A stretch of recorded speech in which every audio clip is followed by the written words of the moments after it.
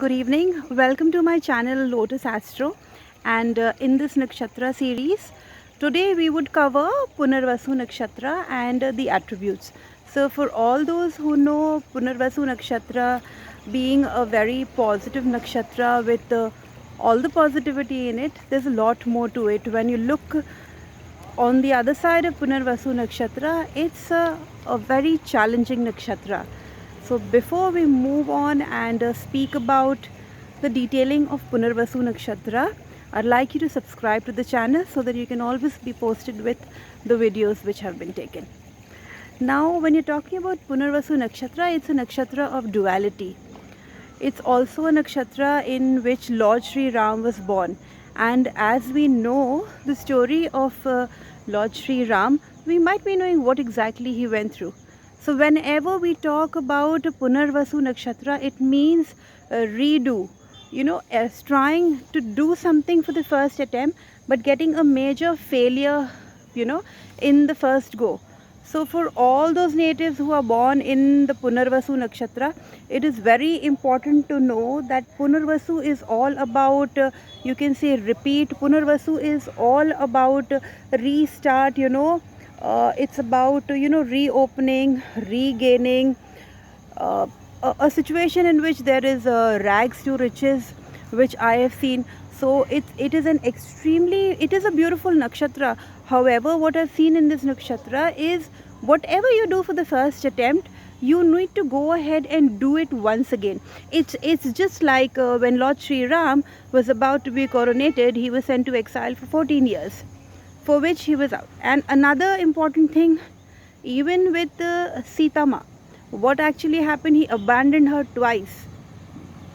So whenever a Punarvasu native will try to do something, he will have to restart it. Say for example, a Punarvasu Nakshatra native, a person born in Punarvasu, or else somebody who has a very prominent Punarvasu on his chart, will go ahead and start something. For example, start a firm, start a company, or else even marriage. What I have seen, Punarvasu Nakshatra natives most of the times have to either remarry. I'm not saying marry twice or else marry a different person. You need to go ahead and remarry the same person again, so that you can get that marital bliss and beauty. I have also seen this happening for Punarvasu natives buying their own property.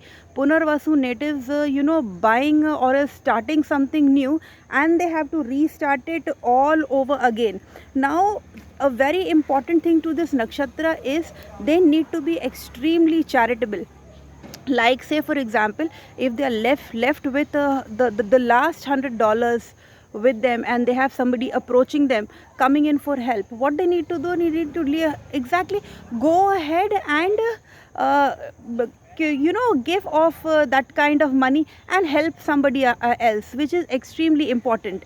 Now another very important thing I've seen, they are brilliant, they are passionate, they are rich, they are wealthy. They are the ones who have something to do with land. Then you can say they have things to do with construction, people doing things, as in business with real estate.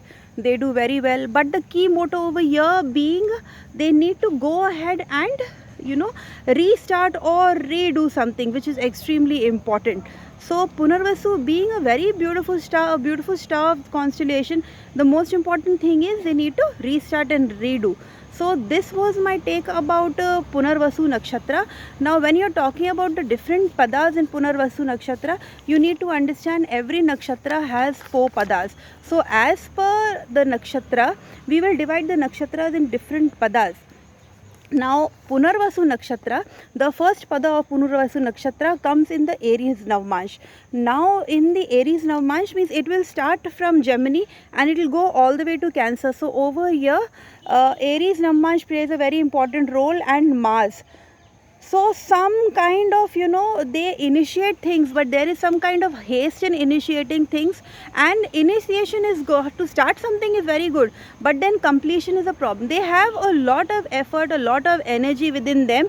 However, Mars does well over here. It's very adventurous, as in it's a very adventurous pada, because people born in this pada would be highly adventurous because Mars comes in the picture. The second one comes in Taurus Navmansh, Pada 2 would fall in Taurus Navmansh. Now Taurus Navmansh, Venus being a very very important factor over here, would bring in luxury, would bring in beauty, would bring him all the wealth, the name, the fame, good relationships. Because see, there are the different planets which are playing a important role over here.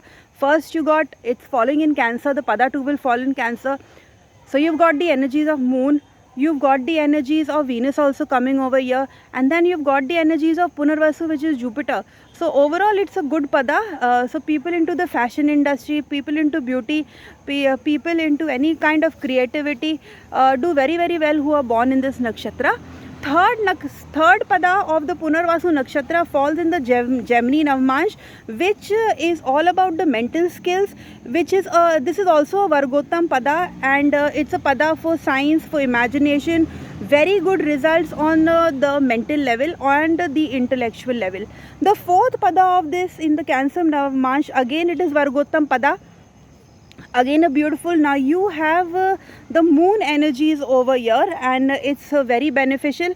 This is a pada which takes care of all the nurturing, all the care. So all the industries in which you have nurturing, you have care to be given to others, to take care of others. This is a very good a very good pada in that Navmansh. Apart from that, you can see that Jupiter does very very good in Punarvasu, and it even gets exalted in, they say, in Cancer, though the exact exaltation is in Pushya, but still it is considered to be exalted.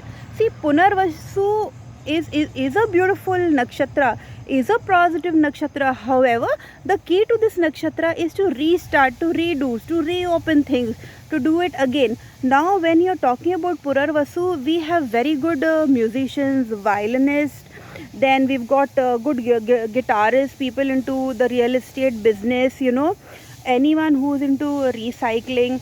And we need to understand one very important thing about this nakshatra, that Punarvasu nakshatra people can go ahead and start things, they can brand things, they can get married. But yeah, whenever they are facing any kind of issues, they need to actually check the placement of their moon. Yes, if their moon is showing Punarvasu nakshatra, so they can relate to Lord Shri Ram's chart and see what exactly I'm trying to say. There are many other charts where you will find moon in Punarvasu nakshatra.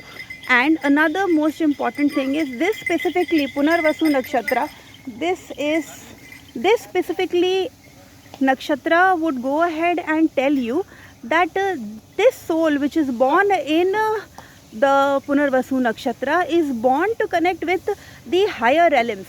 So this is not a common soul which would just go for any kind of materialistic gains. It would be a soul which has come to connect with the higher realms. So this is what I would like to tell you about Punarvasu nakshatra and the beauty of this nakshatra. Now coming back to the nakshatra series, I'll be doing Pushya nakshatra next, and hope you've liked this video. Thank you for watching, and God bless you.